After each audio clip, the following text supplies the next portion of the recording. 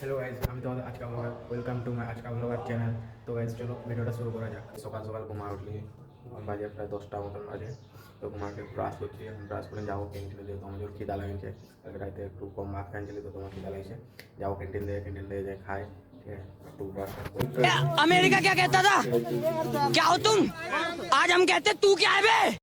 তো গাই সকাল সকাল একদম ফ্রেশ ট্রেশ হয়ে চলে গেলি ক্যান্টিনে যে সাঁটিয়ে নিলে একটা ডিমের পোচ। তো ডিমের পোচটা মানে নিতে পেটটা ভরে যেতে বন্ধুকে নিয়ে চলে গেলে সোজা একদম হসপিটালে এমার্জেন্সিতে এত লাইনের মধ্যে দাঁড়ায় টিকিটটা কাটে নিয়ে ঢুকে গেলি জেনারেল ওপিডিতে। বাইরে একটা বন্ধুকে পাই গেলে আমি ওর সাথে আড্ডা মারতে শুরু করে দিলি। তো ওর সাথে গল্প করে টাইমটা কাটিয়ে গেলো। তারপর সবাই চলে গেলে হোস্টেলের দিকে, হোস্টেলে খাতায় পুরো মাছের ঝোল, পুরো মাছগুলো দেখছো সারি সারি, ভাতগুলো সব সারি সারি সাজানো আছে।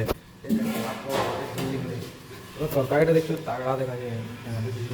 আর আলু সিদ্ধ আছে, আলু সিদ্ধ ভাতটা খাই এমন ঘুমালে সোজা উঠলি রাইতে একদম।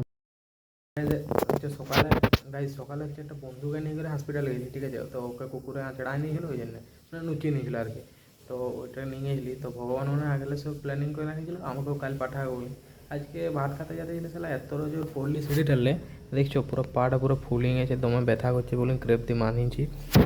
কাল পাঠাবে বলে আগেলে প্ল্যানিং করা ছিল ভগবানের।